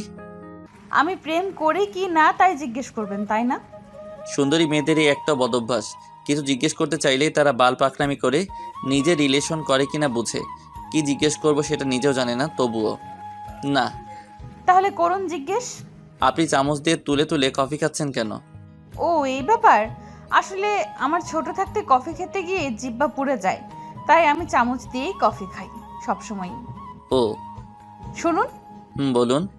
তখন ঝুমু তার কাঁধের ছোট ব্যাগটা তার কোলে রেখে ব্যাগটার চেইন খুলে একটা কার্ড আমার হাতে ধরিয়ে দিয়ে বলল, আমার বড় ভাইয়া আপনাকে তার অফিসে দেখা করতে বলেছেন, এই নিন ভিজিটিং কার্ড। আমি ভিজিটিং কার্ডটা হাতে নিয়ে বললাম, ধন্যবাদ আপনাকে অসংখ্য। ওকে, ঠিক আছে। আমরা কি বন্ধু হতে পারি? আমার এমন কথায় ঝুমু মেয়েটি আমার দিকে কেমন দৃষ্টি করে তাকিয়ে আছে তা আমি বুঝতে পারলাম না। কি হলো বলুন? বন্ধুর সম্পর্কটা কখনো বলে কয়ে হয় না, বরং আপনা আপনি থেকেই হয়ে যায়। তার মানে হতে পারি না? বললাম তো, এইভাবে বলে হয় না বন্ধুত্ব সম্পর্ক। তারপর আমি আর কথা বাড়ালাম না। কফিটা শেষ করে বসে রইলাম এই আশায়। ঝুমুর কফি খাওয়াটা দেখছিলাম। তারও খাওয়া শেষ হলো। কফির বিলটা টেবিলের উপর রেখে দিয়ে উঠে পড়ল ঝুমু, তাই আমিও উঠে পড়লাম। তারপর দুজনে গাড়িতে গিয়ে বসলাম। ড্রাইভার আঙ্কেল গাড়িটা ছেড়ে দিল। আমি গাড়ির ভেতরে গিয়েও কোনো কথা বলছি না, শুধুই চুপচাপ বসে আছি। তাই ঝুমু মেয়েটি বলল, আচ্ছা, বন্ধু হতে পারেন। আমি ঝুমুর দিকে তাকিয়ে এবার একটু হাসি দিলাম। ড্রাইভার আঙ্কেল গাড়িটা চালিয়ে চালিয়ে একটা কলেজের সামনে নিয়ে এলো। তখন ঝুমু তাকে থামাতে বলল গাড়িটা। ড্রাইভারও থামিয়ে দিল। তারপর সে নেমে গেল। আমিও নেমে গেলাম। নেমেই ঝুমুর দিকে প্রশ্ন ছুড়ে দিলাম, এখানে কেন আসলাম আমরা? কারণ এটা আমার কলেজ। আমি ভালো করে লক্ষ্য করলাম কলেজটাকে। কলেজটা সাধারণত অনেক জায়গা নিয়ে অবস্থিত। 4 তলা কলেজ। আর এখন কলেজের মাঠের কাছাকাছি রাস্তায় আমরা দাঁড়িয়ে আছি। আর কলেজের সাথে একটা মসজিদ, অনেক সুন্দর একটা মসজিদ, দেখলেই চোখ জুড়িয়ে যায়। তখন আমি ঝুমুর সামনাসামনি হয়ে বললাম, অসম্ভব ধন্যবাদ আপনাকে আমাকে এমন একটা জায়গায় নিয়ে আসার জন্য। ওয়ে, এখন আমরা বন্ধু। তো আমাদের মাঝে এখন আর আপনি সাপনি চলবে না। তাহলে আমি আপনাকে তুমি করে বলি? ঠিক আছে, তা আপনার জায়গাটা খুব পছন্দ হয়েছে বুঝি? খুব। তবে তুমি আমায় আপনি বলে ডাকতে না বলে নিজেই আপনি করে বলছেন। হ্যাঁ, আমি তুমি বলতে পারবো না, তাই আপনি করেই বলবো। আচ্ছা, আর কি করারই বা। তারপর আবারও দুজনে গাড়িতে চেপে বসলাম। ড্রাইভার আঙ্কেল একটা রেস্টুরেন্টে নিয়ে এলেন। তারপর রেস্টুরেন্ট থেকে নাস্তা সেরে ঝুমুর গাড়িতে করে উর্বশী আপুর বাসায় চলে আসি এবং আমি আমার থাকার রুমে চলে এলাম। রুমে এসে হাতের ঘড়িটা ড্রেসিং টেবিলের উপর রাখলাম। তারপর চোখ গেল বিছানার উপর। দেখতে পেলাম সেখানে একটা শপিং ব্যাগ, তাই বিছানার উপর থেকে সেটি হাতে নিলাম এবং সেটি শপিং ব্যাগ থেকে বের করলাম। শপিং ব্যাগ থেকে বের করার পর দেখতে পাই একটা 7 ফুটের মতো গিফট। গিফটের প্যাকেটটা খুলে দিলাম আর তাতে দেখতে পাই একটা মোবাইল। আশ্চর্য হলাম এক অদ্ভুত কাণ্ড দেখে। জীবনেও এমন কোনো কিছু দেখিনি। আর সেটি হলো মোবাইলটা আছে, সেটি দেখতে পাচ্ছি পরিষ্কার, কোনো খাপটাপ নেই। আপনারাও আশ্চর্য হলেন বোধহয়, তাই তো নাকি? এমন অদ্ভুত কথা আমি বললে তো আশ্চর্য হওয়া ছাড়া কোনো উপায় নেই। মোবাইলটা রাখার বক্সটা কোনো কাগজ বা কার্টুনের, আবার লোহারও নয়। বক্সটা হলো কাচের। কাচের গ্লাস না খুলেই বাইরে থেকে দেখা যাচ্ছে মোবাইল সহ হেডফোন, চার্জার, ব্লুটুথ, এই সকল জিনিসপত্র। আপনারা ভাবছেন আমি স্বপ্ন দেখছি? আরে ভাই, আমিও তখন ভাবছিলাম আমি স্বপ্ন দেখছি, কিন্তু আসলে তা নয়, এটাই বাস্তব। গল্পে আসি। আমি খুঁজতে লাগলাম মোবাইলটা বের করব কিভাবে। অপর দিকে উল্টাতেই দেখতে পেলাম ছোট্ট একটা তালা, তাও পাসওয়ার্ডের। দেখেই হাসি আসলো আমার, তাই হাসতে লাগলাম আর আনমনে বলতে লাগলাম এটা মোবাইল নাকি অন্য কিছু। অনেক অনেক দামি মোবাইল হলে যা হয় আর কি। পাসওয়ার্ড চাচ্ছে, তাই আশেপাশে দেখতে লাগলাম কিছু আছে কিনা। তাই প্যাকিং করার প্যাকেটটাও দেখতে লাগলাম। তখন দেখতে পেলাম একটা ছোট্ট কাগজে লেখা আছে, তোমরা যেটা খুঁজছো সেটি দরজার পেছনে আছে। লেখাটি দেখে আমি রুমের দরজার পিছনের দিকটাই দেখতে লাগলাম। দরজাটায় আসলেই লেখা আছে। সেখানে আবারও আগের ন্যায় লেখা আছে, এখানে নয়, মেইন দরজায়। কেমন বোকা তুমি, হ্যাঁ? লেখাটা দেখে নিজের কাছেই নিজে বোকা মনে করতে লাগলাম। তারপর মেইন দরজায় এসে দেখি বোকা হলেই পাসওয়ার্ড। লেখাটি দেখে মাথার চুল চুলকাতে চুলকাতে রুমে চলে আসলাম এবং এটি পাসওয়ার্ড। যেখানে চাচ্ছে সেখানে টাইপ করে দিয়ে দিলাম। আর সাথে সাথেই কাচের গ্লাসটা ফাঁকা হয়ে গেল। আর তখনই উর্বশী আপুর কথা মনে হলো, তাই আমি উর্বশী আপুর নিকট নিয়ে যেতে লাগলাম কাচের কাপটা নিয়ে। আমি আপুর বাইরে এসে কড়া নাড়লাম। আমি আপুর দরকারে বাইরে এসে কড়া নাড়লাম। তখন উর্বশী আপুর রুমটা খুলে আমাকে একবার চোখ দিয়ে পরিদর্শন করে ভিতরে চলে গেল। তিনি ভিতরে গিয়ে বিছানার উপর বসলো এবং আমাকে বলল, ভেতরে আসেন। আমিও ভিতরে চলে এলাম। এটা মনে হয় আপনার জন্য। তখন আপু একটা অট্ট হাসি দিয়ে বলতে লাগলো, আসলে তুমি একজন বোকা, সে যাই হোক, এটা তোমার জন্যই আমার তরফ থেকে জবের জন্য উপহার। তুমি কেমন করে জানলে আমার জব হয়েছে? ঝুমু আমাকে সব বলে দিয়েছে। কি ঝুমুকে পছন্দ করো, তাই তো নাকি? না আপু। এদিকে এসো। কি আপু? বললাম আমার কাছাকাছি আসো। আমি তার কাছাকাছি চলে গেলাম। তখন তিনি বলল, আমার পাশে বসো। কিন্তু আমি যা বলছি তাই করো। আমি তার কাছাকাছি বসে পড়লাম বিছানার উপর। তখন তিনি, তুমি আমার ছোট ভাই, এবার বলো ঝুমুকে কি তুমি পছন্দ করো? আমি সত্যিটা বলবো, তবে কি? একটা কথা দিতে হবে আমায়। আমি যা বলবো তা ঝুমু বা কাউকে বলা যাবে না। এই কথাটা দিতে পারবেন তো নাকি? ঠিক আছে, কথা দিলাম, এবার বলো। আপু, প্রথম দেখাতে আমি তাকে ভালোবেসে ফেলেছি। আমি চাই ঝুমু যেদিন আমার ভালোবাসা বুঝবে সেদিন আমিও তাকে আমার ভালোবাসার কথাটা তাকে বলবো, বা তারও আগে। অনেক পছন্দ করি আপনার বান্ধবী। বলে ফেলো, দেখবো, মেনে নিব। কদিন যাক, আমি হয়তো বা বলে দিতে পারি। আর আপু, আপনি কিন্তু কথা দিচ্ছেন, কথা রাখেন। ওকে, আর জবের জন্য all the best. Thank you আপু।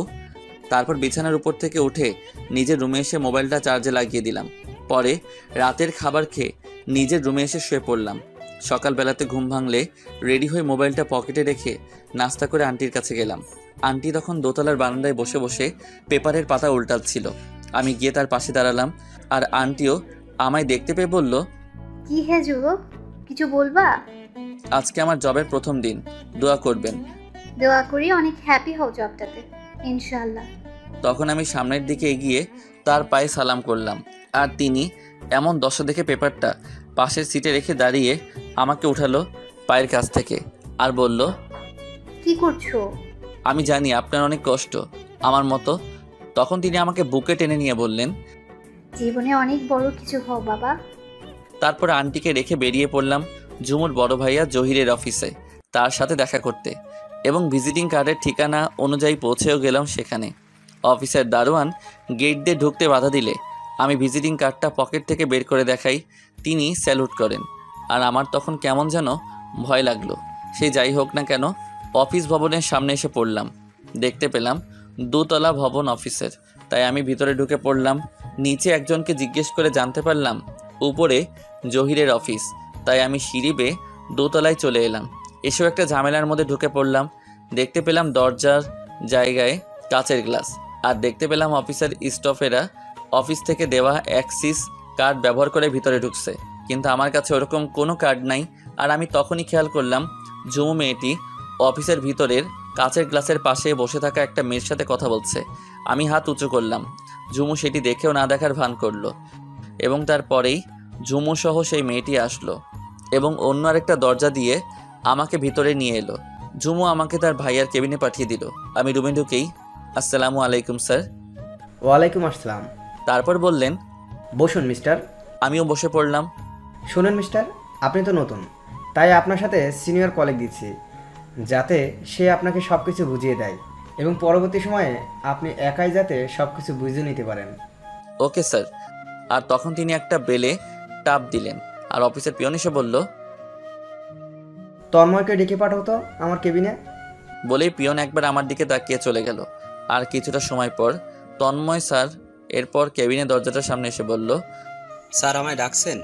হ্যাঁ, এসো তন্ময়, বসো।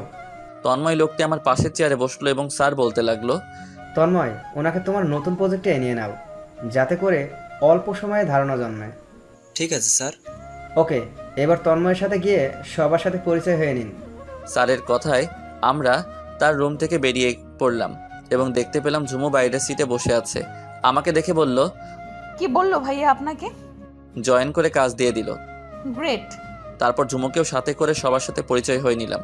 এভাবেই কয়েক মাস কেটে গেলে উর্বশী আপুদের বাসা থেকে অফিস দুটোর মাঝে শুধু আবদ্ধ তা কিন্তু একেবারে নয়, মাঝে মধ্যে ঝুমুকে নিয়েও ঘুরতে যাওয়া চলে। আজকে অফিস নেই, তাই ভাবলাম আজকে ঝুমুকে আমার ভালোবাসার কথাটা বলে দিব। আমার যেই ভাবা ঠিক সেই কাজ। ঝুমুকে আসতে বললাম একটা জায়গায়, ঝুমু আগেই চলে এলো আর আমিও চলে এলাম। আমি আগেই বললাম, শীত করতেছে অনেক, তাই না? না তো। তাহলে গরম লাগতেছে? না। তাহলে কি লাগতেছে? ওই যে নাতিস্থল্য। আপনি কি যেন বললেন? আমি? হ্যাঁ আপনি। আকাশটা অনেক পরিষ্কার, তাই না? আপনি কি এটাই বলতে চাইছেন? না। তাহলে কি বলবেন সেটা বলুন, তাড়াতাড়ি বাসায় যেতে হবে। কালকে বলি? না, যা বলার আজকেই বলতে হবে আপনার। কি যেন বলবো আমি? কি বলবেন সেটা তো একমাত্র আপনিই জানেন। আমি তখন মনে সাহস সঞ্চয় করে আমি হ্যাঁ আপনি। তারপর কি? নিশ্চয়ই ভালোবাসেন। হ্যাঁ। না না। কোনটা ভাববো, প্রথমটা নাকি শেষের দুইটা? ফার্স্টটাই। আমি এখন চলে গেলাম। তখন ঝুমু আমার হাতটা টান দিয়ে বলল, নিজের মনের কথাটা এতটা সময় নিয়ে বললা, তাও আমার সাহায্য নিয়ে। আমি ছেলে হলে দেখতাম কিভাবে প্রপোজ করতাম। পরে কথা হবে, এখন কেমন যেন ভয় ভয় পাচ্ছে। আমি চলে যেতে লাগলে ঝুমু বলে উঠল, ওকে, নিজের মনের কথাটা শুনাইয়া দিলা, কিন্তু আমার উত্তরটা কি তা না জেনেই চলে যাচ্ছ যে? শুনে তো যাও আমার উত্তরটা। ঠিক আছে, তোমার উত্তর বলো। নিশ্চয়ই হ্যাঁ হবে। অবশ্যই হবে। কিন্তু কেন? কারণ আপনি লেট। লেট মানে? গতকালকে আমাদের কলেজের একজন ছেলে আমাকে প্রপোজ করছে, আমিও তার প্রপোজালে হ্যাঁ বলে দিছি, কারণ আমার কিছু করার নাই সূর্য। আমার চোখের কালো মনির উপরে পানিতে টলমল করছে, কিন্তু চোখ থেকে অশ্রু ঝাড়াচ্ছি না। ঠিক সেইভাবে ঝুমুকে বললাম, আচ্ছা, তাকে নিয়ে ভালো থেকো আর আমাকে একটু হলেও মনে রেখো। আমি পিছন ফিরে চলে যেতে লাগলে ঝুমু আমাকে আমারও পিছন থেকে হাত টান দেয়। তবু আমি হাতটা ছাড়িয়ে এক হাত চোখের টলমল পানিটা মুছে হাঁটা দিলাম। উর্বশী আপুদের বাসায় এসে রুমে এসে বসে রইলাম বিছানার উপর জড়সড় হয়ে, আর চোখের পানিগুলো মুছতে লাগলাম। আজ ছেলে বলে আওয়াজ করে কান্না করতে পারি না, মেয়ে হলে অবশ্যই আওয়াজ করে কান্না করতাম, আর সেটা হোকি বা বাথরুমে ঝর্ণার পানিতে। কাঁদতে কাঁদতে একটা সময় চোখের পানিও ফুরিয়ে গেল। তখনই দেখতে পেলাম রুমের জানালাটা দিয়ে একটা ছোট্ট পাখি ঢুকে পড়ে, আর তখন রুমের সিলিং ফ্যানটা চলছিল। এসি আছে, তবে আজকে দুঃখের জন্য আর চালাইনি। সে যাই হোক, পাখিটাকে দেখতে পেলাম ঠিক ফ্যানের বাতাসের দিকেই চলে গেল আর কেমন করে যেন উপরেও উঠে পড়ল, কিন্তু পাখিটা আর নিচে নামতে পারছে না। কতক্ষণ চেয়ে থাকলাম হয়তো নেমে পড়বে, কিন্তু নামতে চেয়েও পারছে না। এই ভয়ে যে যদি ফ্যানের পাখার ব্লেডের মতো আঘাত লাগে তাহলে তো দফা রফা হয়ে যাবে। আর আমারও একই চিন্তা হলো, তাই আমি বিছানার উপর জড়সড় হয়ে বসে থাকা থেকে উঠে গিয়ে ফ্যানের সুইচটা অফ করে দেই। ফ্যানের পাখাগুলো একেবারেই থেমে গেলে আর তখন নেমে আমার কাছাকাছি চলে আসে আর আমাকে সামনে থেকেই দেখে, জানালাটা দিয়ে টুকুট করে বেরিয়ে পড়ে। তাই দেখে আমার মনটা কেমন হালকা ভালো লাগলো। আর তখন সেই মুহূর্তে চোখে প্রচুর ঘুম চলে আসে, তাই আমি এসিটা চালিয়ে শুয়ে পড়ি বিছানার চাদরটা টেনে। দুপুর সহ আর সন্ধ্যা পেরিয়ে গেল, কিন্তু ঘুম আর ভাঙল না। আর তখনই ভূমিকম্পের ন্যায় উদ্দাম হলো এক প্রকার। চোখ খুলে বালিশের নিচে হাত দিতেই অনুভব করলাম ভূমিকম্পের ন্যায় মোবাইলটা বেজে উঠছে, কারণ তখন বালিশের নিচে মোবাইলটা সাইলেন্ট অবস্থায় ছিল। আপনারাও এটা করতে পারেন, বালিশের নিচে মোবাইলটা সাইলেন্ট করে রেখে ঘুমাবেন, দেখবেন ভূমিকম্পের ন্যায় মোবাইলটা বাজবে। বালিশের নিচে থেকে মোবাইলটা বের করে স্ক্রিনে দেখতে পাই ঝুমু কল দিয়েছে। আমি কলটা রিসিভ না করে মোবাইলটাই অফ করে দিলাম। আবারও ঘুমানোর চেষ্টা করলাম, কিন্তু ঘুম আর আসলো না। তাই গড়াগড়ি করতে লাগলাম, কিন্তু গড়াগড়িটাও বেশিক্ষণ টিকাতে রাখতে পারলাম না। উর্বশী আপু এসে দরজায় নক করলো। সূর্য, দরজাটা খোলো। আপুর এমনভাবে দরজায় নক করায় আমি বিছানায় শোয়া থেকে উঠে দরজাটা খুলে দিলাম। দরজাটা খোলার সাথে সাথেই উনি আমাকে ভালো মতো দেখতে লাগলো। আর তখন উনি কাকে যেন বলতে লাগলেন, সূর্য ঠিক আছে, কোনো চিন্তা করিস না তো তুই। তবে চোখগুলো ফোলা ফোলা লাগছে, কান্না করছে হয়তো বেচারাটা। আপুর এমন কথাই আমি অল্প অল্প বুঝতে পারলাম আপু কার সাথে কথা বলছেন। আর তখনই উর্বশী আপু আমাকে তার ফোনটা ধরিয়ে দিয়ে বলল, নাও কথা বলো, তোমার সাথে কথা বলার জন্য মরিয়া হয়ে উঠেছে। কে ফোনে? কে আবার? ঝুমু ছাড়া কি অন্য কেউ হতে পারে নাকি? ধরুন আপু, আমি তার সাথে কথা বলবো না। আমি তোমার আপু হয়ে কথা বলতে আসছি, সো বলো তার সাথে কথা। কিন্তু তুমি সবসময় কিন্তু কিন্তু করো কেন? আমি যা বলছি আগে সেটা করো। কি আর করার, ফোনটা কানের কাছে নিয়ে, হ্যালো কি বলবা তাড়াতাড়ি বলো। তুমি ঠিক আছো তো? হ্যাঁ ঠিক আছে, কি বলবা সেটা বলো। তুমি আমার ফোনটা রিসিভ না করে মোবাইলটা অফ করে রাখছো কেন? আর কান্নাই বা করছো কেন? সেটা আমার ব্যাপার, আমি তোমায় কেন বলতে যাব। আর রাখছি। ওয়েট, শোনো। কি আবার? কালকে দেখা করতে পারবা? না, যা বলার এখনই বলো। ভালোবাসি তোমায়। কি? কানে কি তোমার প্রবলেম আছে? না, তবে তুমি একসাথে কয়জনকে ভালোবাসবা শুনি? কয়জন মানে? তুমি যে বললা দেখা করার সময় তোমাকে কে যেন প্রপোজ করছে, আর তুমিও হ্যাঁ বলে দিছো, এখন তার কি হবে? আসলে এই উর্বশীটি কি বলে, তুমি বোকা। আসলেই তুমি বোকা, মজাকেও সিরিয়াস নিছো। মিথ্যা হলে বলে দিলেই তো পারতে, শুধু শুধু আমাকে এরকম ভাবে কষ্ট দেওয়ার কোনো ওয়ে দেখছি না আমি। জানানোর জন্যই তো ফোন দিছিলাম তোমার মোবাইলে। আর আমি যার সারা জীবনের সঙ্গী হব তাকে একটু বাজিয়ে দেখতে হবে না নাকি? তাই বলে কষ্ট দিবা? 100 বার দিব, 1000 বার দিব। আর কালকে অফিস শেষ করে আমাদের বাসায় চলে এসো, ভাইয়ের সাথে কথা বলতে হবে। ভাইয়ার সাথে কয়েকদিন পরে কথা বললে হয় না? হ্যাঁ, প্রেম করে আকাম কুকাম করে বাচ্চা পেটে রাখতে আমি পারবো না, বিকজ আমি ভাইকেও ম্যানেজ করে নিয়েছি। শুধু কথাবার্তা বলবা ভাইয়ের সাথে, ওকে? এখন রাখছি, আর কান্না একদম করবা না বলে দিলাম। ঠিক আছে। পরে ফোনটা ঝুমু কেটে দিল। আমি দেখতে পেলাম উর্বশী আপু ততক্ষণে বিছানার উপর বসে আছে। আমি এগিয়ে গিয়ে তার মোবাইলটা তার দিকে এগিয়ে দিলাম। আপুও ফোনটা নিয়ে নিল আর বলতে লাগলো, বাহ, এতক্ষণ কথা বললা আর নিজের ভালোবাসাটার মতো করে নিজের করে নিলা। আমি মাথা নাড়লাম। তারপর আপু উঠে চলে গেল রুম থেকে বেরিয়ে। রাতে খাবার টেবিলে খাবার খেলাম সবাই মিলে। খাবার খেয়ে নিজের রুমে এসে ঝুমুকে ফোন করলাম আর অনেক সময় নিয়ে কথা বলে ঘুমিয়ে পড়লাম। আমি ঘুমাচ্ছি।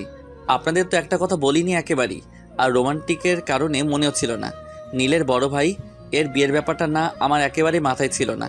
আমার সাথে ঝুমুর আগে বন্ধুর মতো সম্পর্ক হলে তার কয়েকদিন পরে নীলের ভাইয়ের বিয়ে হয়েছে। নীলের ভাইয়ের বিয়েতে উর্বশী আপু আমাকে নিয়ে যায় তার সাথে, আর ঝুমুকেও তার ভাইকেও আসতে বলেছিল নীলের ফ্যামিলিরা। তাদের কার্ড দিয়ে নিমন্ত্রণ করেছিল, আর নিমন্ত্রণ করবেই বা না কেন। নীলের বড় ভাইও আমার স্যার যে ক্লাসমেট ছিল, আর আমার স্যারের নাম ডাকও অল্প ছিল শহরে। সে যাই হোক, ঝুমু হলুদের সাথে ম্যাচিং করে লাল রঙের শাড়ি পরে আসছিল। দেখতেই চোখ ঝলসে যাবে এরকম। সেদিনটা অনেক বিনজয় করেছিলাম কেন বললাম সেটা সামনে এগোলেই বুঝতে পারবেন। আমাকে উর্বশী আপু বসিয়ে রেখে চলে গেল। ঝুমু যখন ড্যান্স করেছিল সেদিন আমি অপলক তার দিকে তাকিয়েছিলাম, পাশে থাকা সোফায় বসে।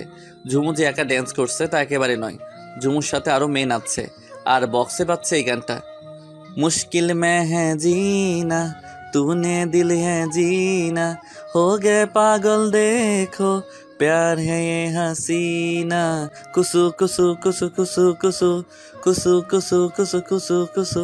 সংক্ষেপে বললাম কারণ গল্পের মধ্যে গান এলাও না। আপনাদেরকে বলে রাখি যে এই মেয়ে ড্যান্স করতে পারে তার সাথে বাসর করা সবচেয়ে আরামদায়ক। জাস্ট ফান করলাম, সিরিয়াস নিয়েন না কথাটা। আমি তো ঝুমুর ড্যান্স দেখে তো আরও ফিদা হয়ে গিয়েছিলাম। আমি তো ঝুমুর প্রতি আগেই দুর্বল, না ফিদা ছিলাম, আর এখন তো আরও ডাবল ফিদা হয়ে গেলাম। সেটা তো বড় কথা না, বড় কথা হলো আমি ঝুমুর ড্যান্সটা অনেক এনজয় করছিলাম। তখন একটা ছেলে আমার পাশে বসে গাড়ি হাত দিয়ে বলে, মামা মেয়েটা অনেক জোস, আর দেখ মেয়েটার কোমরের কাছে শাড়িটা নাচার সাথে সাথে উড়ছে।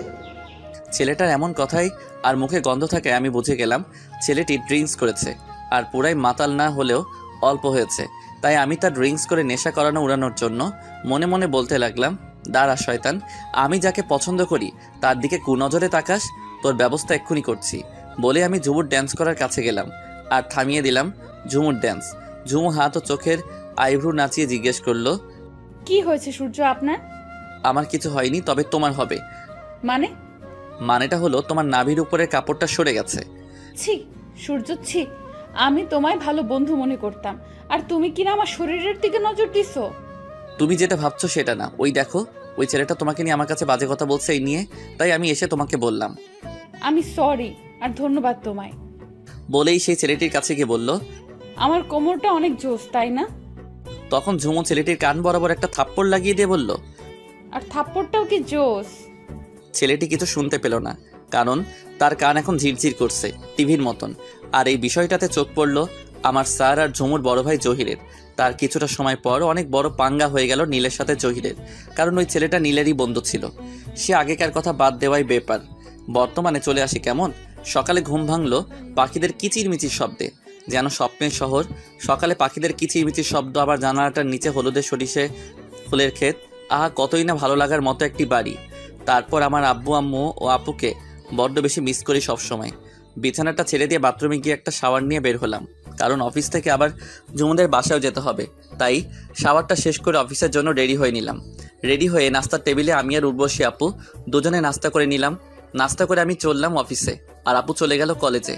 অফিসে গিয়ে দৈনন্দিনের মতো কাজ করে আসরের দিকে ঝুমুরের বাসায় চলে গেলাম। ঝুমুর ভাই অফিস থেকে দুপুরে চলে এসেছিল। আমি ঝুমুদের বাসার ভিতরে চলে এলাম। দারোয়ানকে জহির আগেই বলে রেখেছিল আমি আসবো, তাই কোনো ব্যথা দেননি তিনি। আমি বাসাটার ভিতরে গেলাম, দেখতে পেলাম জহির স্যার বসে বসে মোবাইলে কথা বলছে। আমাকে দেখতে পেয়ে হাতের ইশারায় বসতে বললেন সোফায়, আর আমিও বসে পড়লাম। তখন স্যার মোবাইলে বলল, তোমায় আমি পরে ফোন করব, এখন একটা জরুরি মিটিং আছে। আমি কিছুটা আন্দাজ করতে পারলাম হয়তো ওপাশের লোকটি তার গার্লফ্রেন্ড। এমনই মনে হলো। স্যার ফোনটা কেটে দিয়ে ভালো করে নড়ে চড়ে বসলেন এবং আমায় বলতে লাগলেন, টি না কফি? টি হলেই হবে স্যার। স্যার বলার প্রয়োজন নেই বাসায়। তখন জহির স্যার বললেন, আব্দুল, ওই আব্দুল। একটা আমার মতো সমবয়সী ছেলে এসে বলল, কি স্যার? বলে ছেলেটি চলে গেল। আচ্ছা স্যার। ঝুমুর ভাই আমাকে টুকটাক জিজ্ঞেস করছেন কই থাকি এসব আর কি। এর মধ্যে ঝুমু এসে পড়লো আমাদের সামনে, এসে আমার পাশে এসে বসে পড়লো। আমি ঝুমুর দিকে তাকিয়ে জহির দিকে তাকালাম, কিন্তু এতে কোনো রিয়াক্ট করেনি সে। আব্দুল ছেলেটি এসে আমাদের সামনে রাখলো টি, কফি, আরও কিছু বিস্কুট ইত্যাদি। তখন ঝুমু কফির কাপটা নিয়ে চুমুক দিল। আমি তো হা হয়ে তাকিয়ে আছি ঝুমুর দিকে। তখন আব্দুল ছেলেটি বলল, স্যার আমি কি আপনার জন্য আরেকটা কফি বানিয়ে আনবো? না লাগবে না। আব্দুল ছেলেটি চলে গেল। তখন ঝুমু তার চুমুক দেওয়া কাপটা তার ভাইয়ের দিকে এগিয়ে দিয়ে বলল, সরি ভাইয়া, আমি বুঝতে পারিনি, চাইলে নিতে পারো। না থাক। বলে ঝুমুর ভাই তার মোবাইলটা হাতে নিয়ে সেখান থেকে চলে গেল। আর আমি তখনও ঝুমুর দিকে তাকিয়েছিলাম। তখন ঝুমু আবারও কফিটা চুমুক দিয়ে বলল, ওয়েট, তোমার টিটা ঠান্ডা হয়ে যাচ্ছে। ঝুমুর এমন কথায় আমি ওর দিক থেকে চোখ সরিয়ে কফির কাপটার দিকে তাকালাম, আর কফির কাপটা ওর হাত থেকে নিয়ে নিলাম। সেটা দেখে তো ঝুমু এবার বেশ অবাক হলো। আর আমি তখন বললাম, অবাক হবার কিছু নেই, আমি টি খাবো না। আমি তো তোমার ঠোঁটের ছোঁয়ায় কাপটার কফিটা খাবো। একটু খালি খেয়ে বললাম, দারুণ তো। আর তখনই কফির কাপটা ঝুমু আমার হাত থেকে কেড়ে নিয়ে নিজে খেতে লাগলো এবং পুরোটাই শেষ করে ফেললো। আর আমি শুধু অপলকেই তার দিকে তাকিয়ে আছি। ঝুমুর কফিটা শেষ হয়ে বলল, শুনেন মিস্টার, ভাইয়া বলেছে যে আমাদের দুজনের বিয়েটা তাড়াতাড়ি দিতে চায়, কারণ তারও তো বয়স হয়েছে, তারও বিয়ে করতে হবে। তার জন্য আমাদের বিয়ে পরশুদিন হবে। সেটা না হয় বুঝলাম, তবে আমার সাথে মিশবার জন্য তোমার ভাইয়ার কফিটাই হাত দিয়েছিলে, তাই তো? তুমি কেমনে বুঝলা? আমার লাইফ পার্টনারের মনে কি চলে তা একটু হলেও তো আন্দাজ করতে পারি আমি। তাই বুঝি? একেবারেই তাই। তারপর কিছুটা সময় ঝুমুর সাথে প্রেম করে একটা ফ্ল্যাট দেখে চলে আসলাম উর্বশী আপুদের বাসায়, এবং আপুর রুমে এসে দেখি আপু ল্যাপটপ নিয়ে কী যেন করছে। তাই আমি গিয়ে তার সামনে দাঁড়ালাম।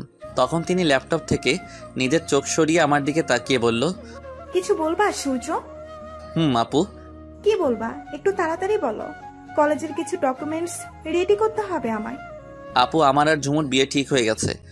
ও, কংগ্রাস, ভালো তো। তা কবে বিয়ে?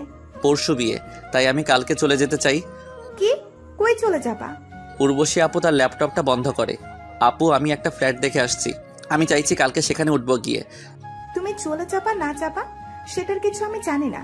তুমি গিয়ে আমার আম্মুকে বলো, সে যদি তোমায় যেতে বলেন তো তুমি কালকে কেন আজকেই যেতে পারো। তখন আমি উর্বশী আপুর রুম থেকে বেরিয়ে আন্টি রুমের সামনে চলে এলাম এবং দরজার সামনে এসে কাশি দিলাম। তখন তিনি মোবাইলে কী যেন করছিলেন, হয়তো ফানি ভিডিও দেখছিলেন তিনি। তাই তো তার মুখে হাসি। আমার কাশির শব্দে তিনি দরজার দিকে তাকিয়ে আমাকে দেখে বললেন, ভেতরে এসো বাবা। আন্টির কথায় আমি ভিতরে এলাম এবং তার পা বরাবর বসে বললাম, কিছু লাগবে? আমি চাইছি আমি এখান থেকে চলে যাব, আর এটা তো আমার বাসা না, আপনারা তো এতে বিরক্ত হন। তখন আন্টি ভিডিও দেখা থামিয়ে দিয়ে মুখটা ভারী করে ফোনটা পাশে রেখে বলল, চলে যাইবা মানে? আমরা তো সবাই তোমাকে আপন করে নিয়েছি, বিরক্ত বোধ কেউ করে না। তুমি আছো বলেই আমার ফ্যামিলিটা পরিপূর্ণ আছে। আমি জানি, কিন্তু আমার তো বিয়ে করতে হবে, আর আমার বউকে তো আর আপনাদের এখানে রাখতে পারবো না। 100 বার রাখতে পারবা, আমি তো তোমায় নিজের ছেলের মতোই দিই। আর ওই দেখো দরজার পাশে উর্বশী দাঁড়িয়ে আছে, সে তোমাকে নিজের ছোট ভাই ভাবে। আমিও তখন দরজাটার দিকে তাকালাম আর দেখতে পেলাম আপু দরজাটার সামনে দাঁড়িয়ে আছে। আর এটা দেখে আনমনে চোখ দিয়ে এক ফোঁটা পানি গড়িয়ে পড়লো। এই ভেবেছে আমি আমার একটা পরিবার হারিয়ে ফেলি আর একটা পরিবার খুঁজে পেয়েছি, আর সেটা উর্বশী আপুর জন্যই হয়েছে। তাই আমি সবসময়ই উর্বশী আপুকে ধন্যবাদ জানাবো। তাদের এমন ভালোবাসা আর আমাকে তাদেরই একজন মনে করে দ্বিধায় আর ফ্ল্যাটে ওঠা হলো না। পরের দিন অফিস থেকে 5 দিনের ছুটি নিয়ে নিই, আর তার পরের দিন 2 পরিবারের সঙ্গে আত্মীয়তা হয়ে পড়ে। আর আমার আর ঝুমুরেরও বিয়ে হয়ে যায়। ঝুমুরকে আমাদের বাসায় নিয়ে আসি। বাসর ঘরটা উর্বশী আপু নিজ হাতে সাজিয়েছেন। আপু আর আন্টি অনেক খুশি। বাসর ঘরে ঢুকলাম বিসমিল্লা বলে। রুমে ঢুকে দেখতে পেলাম ঝুমু বউ সাজে বসে আছে বিছানার উপর। তাই আমি ঘুরে দরজাটা বন্ধ করে দিলাম, আর রীতিমতো ঝুমু মেয়েটি আমার পিছনে চলে এলো। আমি সামনে তাকাতেই ঝুমুকে দেখতে পেলাম আমার কাছাকাছি। তখন আমি বললাম, থাক থাক, সালাম করতে হবে না। কে বলেছে আমি তোমায় সালাম করার জন্য তোমার কাছাকাছি চলে আসছি? তাহলে কেন এসেছো? বিড়াল মারার জন্য আসছি। আমাকে দেখে কি তোমার বিড়াল মনে হয় নাকি? আরে বুদ্ধু, ওই বিড়াল না। যেই বিড়াল হন না কেন, আগে নামাজ, তারপর দেখব। আচ্ছা ওই দেখ, আমি আগেই সব রেডি করে রেখেছি। আমি দেখতে পেলাম বাসর করার বিছানার নিচে দুইটা জায়নামাজ। তারপর দুজন মিলে নামাজ পড়ে নিলাম। নামাজ পড়া শেষ হলে ঝুমু মেয়েটি গিয়ে বিছানায় বসে পড়ল, আর আমিও গিয়ে ঝুমুর পাশে বসলাম এবং ঝুমুকে বললাম, চলো আমাদের ভবিষ্যৎ নিয়ে আসি দুনিয়াতে।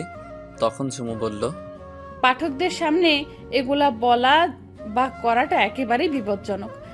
আমি পাঠকদের উদ্দেশ্যে বলি, হ্যাঁ আপনাদেরকেই বলছি, এখন বিছানা গরম হবে আর সাথে আমরা দুজন মানুষও। সো সাইড দেন আর 2য় সিজনের জন্য অপেক্ষা করুন।